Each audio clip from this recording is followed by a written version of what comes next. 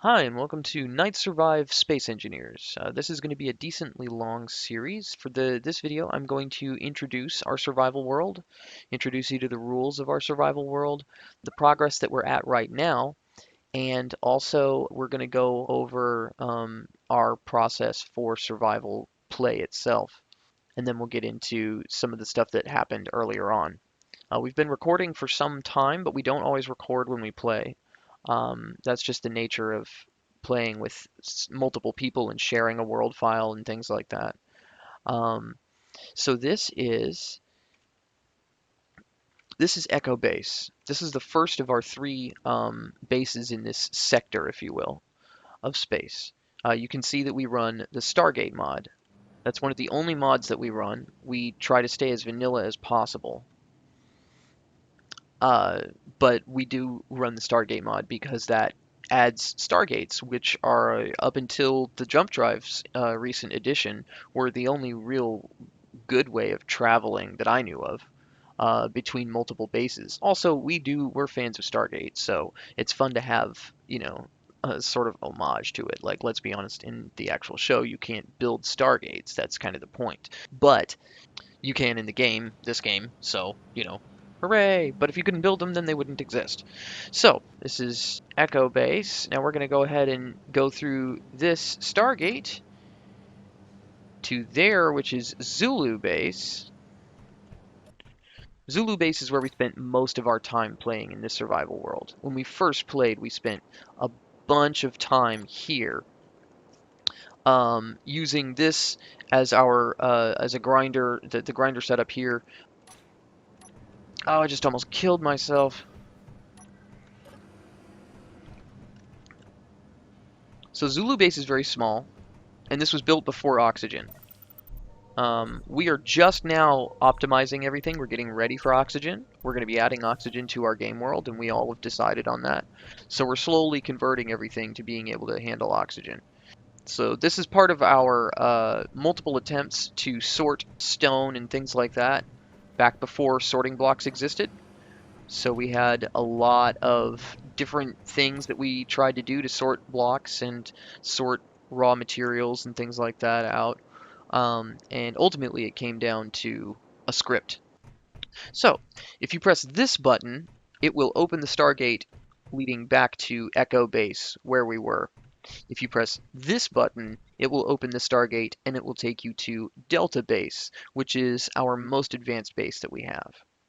I'm going to go ahead and open this to Delta, and we're going to step on through. All right, Delta Base.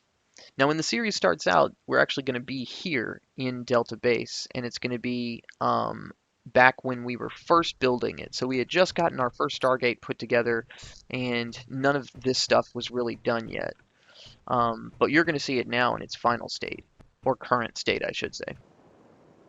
So Delta Base is designed for ship construction and maintenance.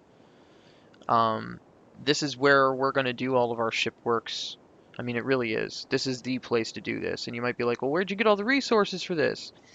And you saw the grinding bay back at Zulu. Well, this is Alfred. And Alfred is going to be featured in this series as well, because we constructed this ship entirely, mind you, here in survival mode with our hands. So Alfred is our primary salvage ship.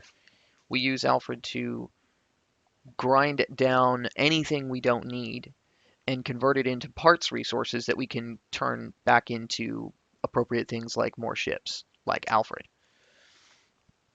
He's the only one we have, and there will be a link to him in the workshop, uh, as well as a link to each of the other ships as we feature them.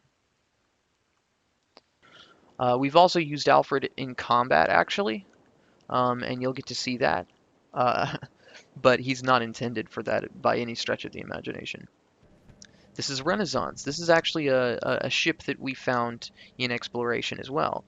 And we've used it to find other ships, and in fact to find Delta Base right there. This is a ship we've done basically no modification to. This is probably one of the most like the original that we have. It's got a little dab of everything. It is an exploration survival ship. So if you were to honestly to do a survival mode, this would be a great starting ship, actually. It's a fantastic starting ship.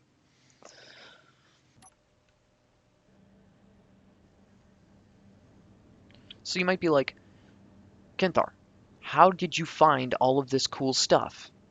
Well, let me introduce you to a script that adds one simple function, which is that if you have an antenna attached and you type /scan into the chat and hit enter, it runs a scan of the area up to 50,000 meters away from you using that ship's antenna range and position. And if something shows up, it tells you what it is, how big it is. Junk is considered very small. It's only a few blocks. So I'm not really sure what this is, but it's stationary. And then it tells you an elevation, a range, an azimuth. Azimuth is left and right, elevation is up and down. So to make this not confusing for people, let me just show you how this works. So elevation down. Oops, I went way too far. Up. That's close enough. I think he's calling my station junk. Yeah, he's definitely calling my station junk. Oh, I bet it's this. I bet it's this block. Yeah. That's got to be what it is. Oh,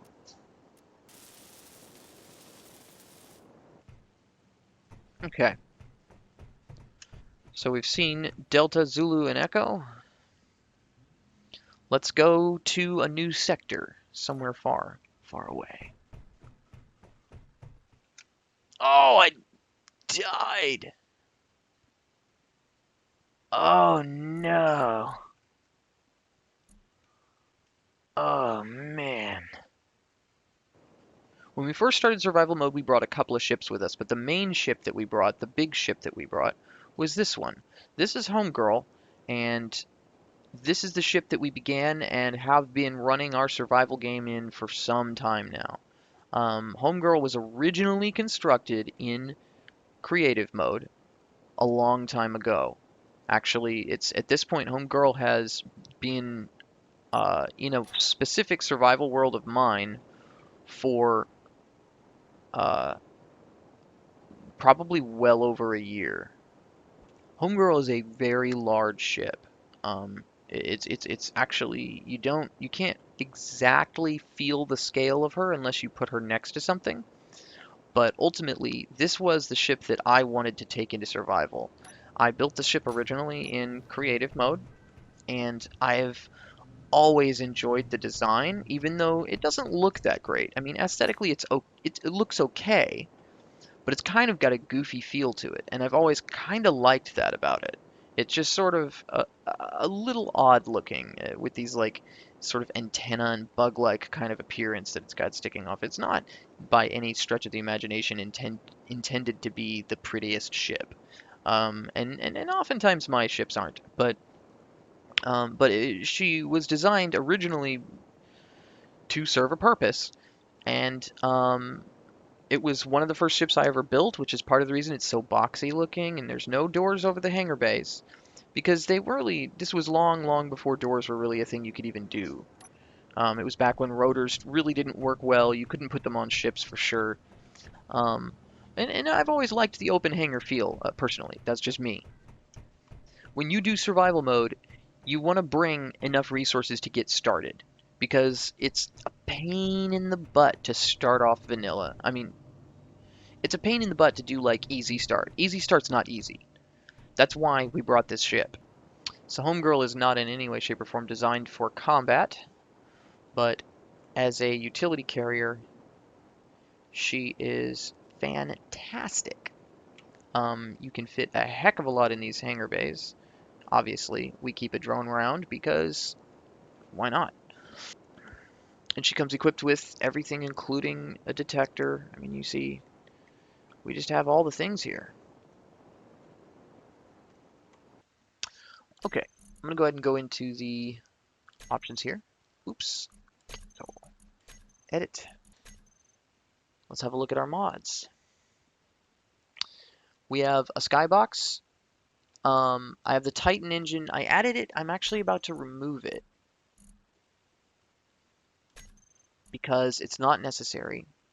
Um, Midspace's exploration ship scan and his speed 350 large ship, 225 for small ships is great. Stargate hardcore, and then large ship sniper rifle. That's so that we can eventually add um, a specific large ship to it for hunting dangerous large ships, which the Stargate mod adds dangerous large ships. They add ships that really are actually difficult to take down. Okay, so when I do a survival mode, in this case we're doing 10 times inventory and all of this because, yeah, realism's nice and all, but let's be honest. Um, the welding speed 5 times and grinding speed 5 times because we didn't want to sit around and just sit around and wait for things to weld and grind and things like that. We do it constantly anyway. And we do, that's part of the reason that we achieve so much so quickly is because we run on higher speeds and there's no shame in that at all. The world size always do unlimited. Max objects, keep that low. Keep it very low if you want to play a survival world for a long time. Because these things can easily get out of control as far as the cost of things. This that now only having 62 means that you lose stuff very easily if it's just laying around. You don't want to do that. View distance I have set to actually 20 to 20 kilometers, which I believe is the standard. I think.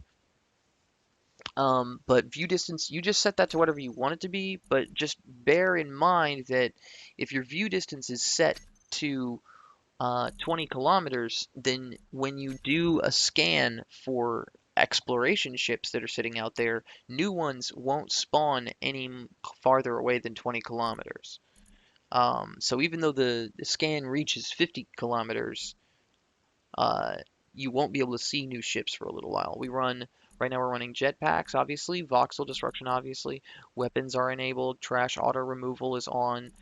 That's a very important thing to do. Clients can save. Uh, that's obvious.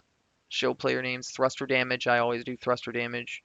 You always want cargo ships checked because they're really helpful for adding um, resources to things. And I mean, you can't. Not all of the ships are armed, so some of them can be taken even. Anyways, in-game script, enable third-person view because it's just really useful. We don't have sun rotation on right now. It's not necessary until planets. When planets comes, we will do sun rotation. That's when we're going to do oxygen too, for sure. We're going to try and do oxygen beforehand, though. We're about to do that. Spawn with tools is a good thing to have. Obviously, you always want to spawn with tools. Enable spectator for fun. Permanent death. We don't actually use the spectator. Permanent death is on in our case. We do destructible blocks, obviously, and random encounters. I don't really know what that is, but I can't wait. I cannot wait. That's gonna be great. I hope it's gonna be cool. I hope it should be cool. We don't do tool shake because things break, and if you're gonna play multiplayer, don't do tool shake. All right, so those are our world options. I highly recommend setting yourself with these world options. This helps a lot in survival mode. Staying alive in survival mode is all about finding fuel and ice. Ice is needed. So when starting in survival mode, we brought the one large ship and we used the ability to scan. This survival world has been going since Infinite Worlds was created. This is the first Infinite World we created and actually stuck with. Um, so we've been playing in this one for a long time now. So we brought Homegirl in a much earlier state into an empty survival world with exploration on. We started building a base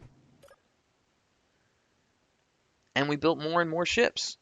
In fact, if you want to bring a ship to survival world, you need to choose how you're going to survive, what you're going to survive on. Are you going to be a pirate like we are now? Are you going to be miners like we are? We do it all. I mean, that's just how we live. That's how we roll, y'all.